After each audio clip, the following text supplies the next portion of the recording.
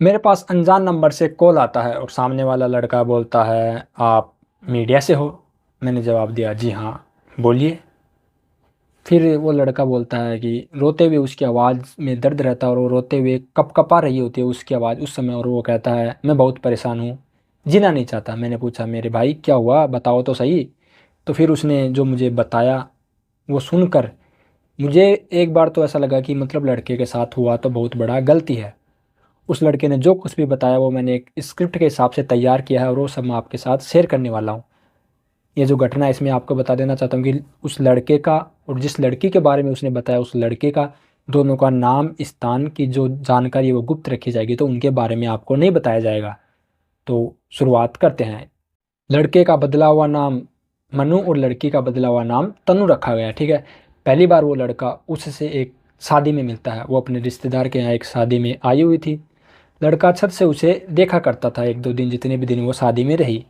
उसके बाद मार्केट जाने का सहयोग बन गया उस लड़की के साथ, यानी कि मनु का सहयोग बन गया तनु के साथ मार्केट जाने का। इस बीच लड़के ने उस लड़की को प्रपोज कर दिया। पहले लड़की ने मना कर दिया, लेकिन बाद में लड़की ने उसका प्रपोजल एक्सेप्ट कर लिया। लड़का काफ़ी खुश था, दोनों खुश थे। फिर दोनों की बातें शुरू होने लगी। दोनों फ़ोन पर बात करते थे दिन रात, हर 2 घंटे में उनकी बातें होने लगी। एक दिन फिर लड़के के साथ बाज़ार जाने का प्लान बन गया। वहाँ लड़के ने उस लड़की को कॉम्प्लेक्स में एक रिंग पहनाई। जो रिंग थी उसके ऊपर लिखा हुआ था लव का जो नाम है वो उसके ऊपर लिखा हुआ था। उसके बाद लड़की को वो लड़का बाइक पर घुमाया, दोनों बाइक पर घूमे, वो अपना वो कॉलेज दिखा कर लाया। सब कुछ एकदम दोनों का बढ़िया चल रहा था, मानो कि दोनों कपल थे, दोनों की जोड़ी अच्छी थी और दोनों का सब कुछ बढ़िया चल रहा था। जिस घर में शादी थी जहाँ पर वो लड़की आई हुई थी, उस शादी वाले दिन वो अपनी छत से और लड़का अपनी छत से वीडियो कॉल पर बात कर रहे थे। दोनों बहुत खुश थे। जैसे ही वो शादी कंप्लीट हो जाती है तो लड़की अपने घर चली जाती है। फिर दोनों ने मिलने का प्लान बनाया। लड़का पहली बार उससे मिलने उसकी स्कूल में क्लास में चला गया। उससे 5 मिनट से ज़्यादा वो स्कूल में मिल नहीं पाया। फिर दोबारा कुछ दिन बाद मिलने का दोनों का प्लान बना।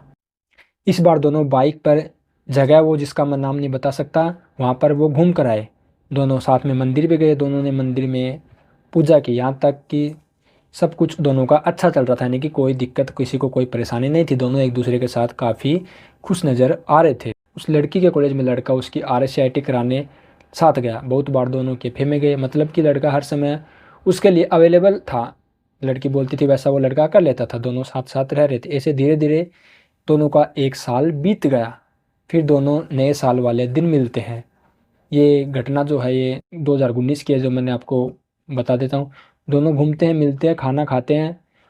महीने में 4-5 बार दोनों का मिलना जुलना भी हो जाता है। जितनी बार भी लड़का उस लड़की से मिलता उसकी पसंद की कुछ ना कुछ वो चीज़ें लेके आता, जैसे चॉकलेट वगैरह जो गिफ्ट होते हैं वो लेकर आता है। और अपने किसी निजी काम से भी अगर लड़का जाता है तो लड़की उसके साथ जाती है। जब लड़की लड़के को मैसेज नहीं करती है या फिर लेट रिप्लाई करती है उसके मैसेज का, तो लड़के को गुस्सा आता है। और जैसे ही बात होती है दोनों की तो लड़का अपना गुस्सा भूल जाता है। अब साथियों, फिर जो लड़का है जॉब करने के लिए सूरत चला जाता है। सूरत जाने के बाद दोनों एक दूसरे से नहीं मिलते, बहुत कम मिलना जुलना हो जाता है। फिर 2 महीने बाद मिले, दोनों अपने रिश्ते में खुश थे। दोनों अपने रिश्ते में खुश थे। लड़का उस लड़की मनु के अलावा किसी से बात नहीं करता था। दोनों की लाइफ सही चल रही थी। लगभग इस रिश्ते को अब 2 साल पूरे हो गए। फिर मनु जॉब करने लगा, जिस कारण मिलना जुलना थोड़ा दोनों का अब कम हो गया, क्योंकि लड़का तो सूरत चला गया, लड़की फिर अपने गांव में जहाँ पर भी वो रह रही थी वो वहाँ पर ही। कॉल मैसेज पर दोनों की बातें बराबर होती रहती थी। सब कुछ दोस्त वगैरह पार्टी छोड़कर लड़का तनु के मैसेज का इंतज़ार करता रहता था। उससे बात के बिना मनु, यानी जिस लड़के का नाम है, उसको नींद तक नहीं आती थी, ऐसा उसने हमें बताया है। तनु से मिलने में तनु से मिलने के लिए वो 1500 किलोमीटर दूर का सफ़र करके आ जाता था बिना घर वालों को बताए।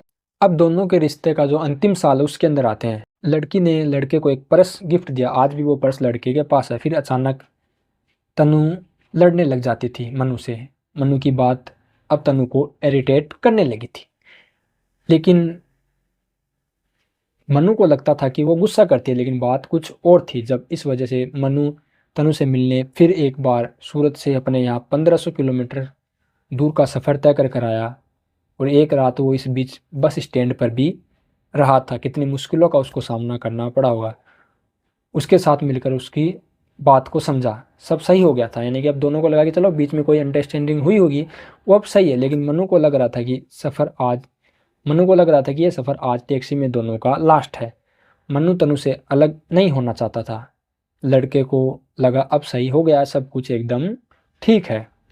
लड़का वापस अपनी जॉब पर जाने लगा, लेकिन आखिरी बार मिलने के कारण वो रुक जाता है और तनु मनु और दोनों के जो दोस्त है वो साथ में मोमोज वगैरह कुछ खाते हैं। फिर मनु अपने काम पर निकल गया।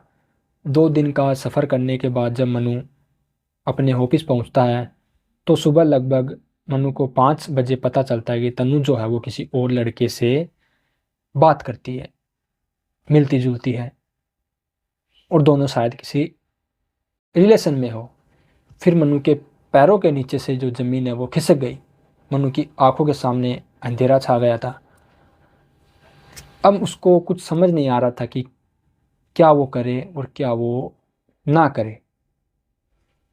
मनु वापस 2 दिन का सफ़र तय करके अपने घर लौट आता है, क्योंकि काम तो उस कंडीशन में उससे वहाँ पर हो नहीं रहा था। तो वो क्या करता बेचारा, घर आ जाता है।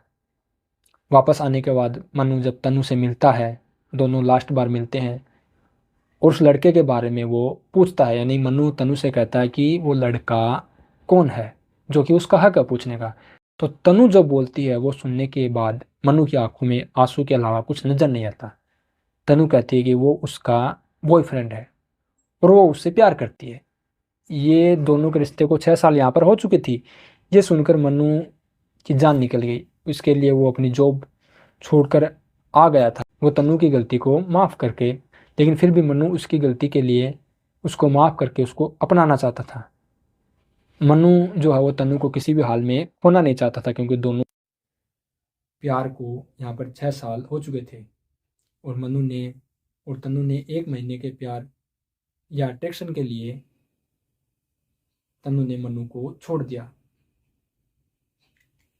इस बीच मनु ने तनु के 6 साल में जो भी गिफ्ट लिए थे वो लौटा दिए। मनु जो भी और मनु और जो भी लोग वहाँ खड़े थे उनके सामने रोते हुए तनु से मनु बात कर रहा था। लेकिन तनु को इसका कुछ खास फर्क नहीं पड़ रहा था। ऐसा लग रहा था कि तनु 1 मिनट में मनु को भूल जाएगी, शायद अब वो भूल भी गई होगी। इस तरह से मनु का जो 6 साल का रिश्ता है वो ख़त्म हो जाता है। फिर मुझे फ़ोन आता, जैसा कि मैंने आपको शुरुआत में बताया। फिर मनु डिप्रेशन में चला गया। 2 दिन तक वो खाना नहीं खाता, रात को उसको नींद नहीं आती है। बस उसके दिमाग में एक ही बात रहती है कि आखिर मैं गलत हूँ तो कहाँ हूँ, मेरी गलती है तो क्या है। ये वो सारे दिन सोचता रहता है और उसके मैसेज का वो इंतज़ार करता रहता है। तनु जो है मनु को अपने सारे सोशल मीडिया अकाउंट्स पर ब्लॉक भी कर देती है। अब मनु अकेला रह गया। उसके पास सिर्फ तनु की यादें बची ही। अब उसको जीना होगा तो सिर्फ यादों के सहारे ही जीना होगा। या कि वो डिप्रेशन में चला गया। उसने जैसा कि मैं बताया कि वो जयपुर से उसकी दवाइयाँ भी चलती है इस चीज़ की, जैसे वो दवाइयाँ ले रहा है। अब साथियों, सवाल मैं अभिषेक रावत आपसे ये पूछना चाहता हूँ, क्या वह लड़का जिसके लिए तनु ने मनु को छोड़ा है, क्या वह ज़िंदगी भर तनु का साथ देगा? ये सवाल है साथियों, क्योंकि उनके रिश्ते को 6 साल हो गए। 6 साल बाद उसके साथ ये घटना हुई है। यहाँ पर कौन कितना सच्चा उसकी मैं पुष्टि नहीं कर रहा।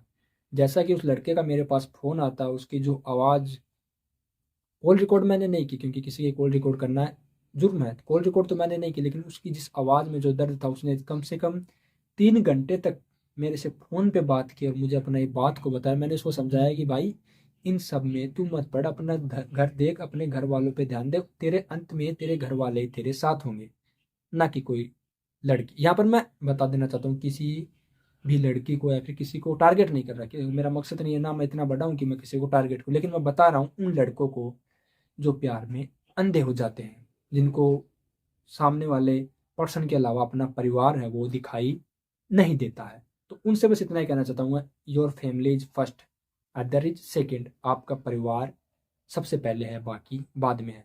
अगर आपका परिवार आपके साथ है, आपको सब कुछ मिल जाएगा।